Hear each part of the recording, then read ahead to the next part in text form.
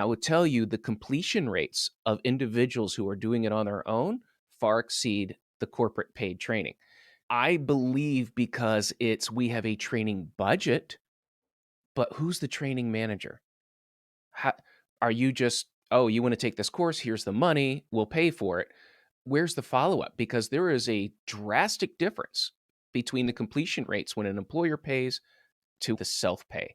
That tells me it's just a budget item. It's more There's skin in the game, you know? Right, right. It's just a budget item. No, who's following up? Who's making sure that the investment in the training is being used? Where's the completion? How far are you in the course?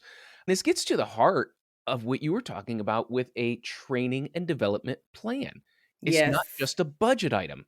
It's an Mm-mm. active approach to I'm going to enroll my employees and we're going to follow up on it. We're going to Yes. take an assessment of are you learning? What are you doing with the opportunity that we've given you?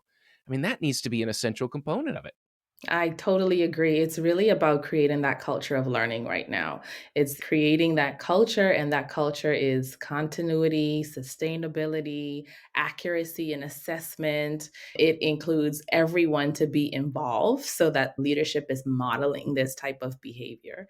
And I will say, in my experiences, what I've noticed in terms of different corporate companies, I see differences in completion rates based on how well the program is structured, how well it's marketed, how well the benefits are shared or discussed, because that's one piece that I feel is often missing.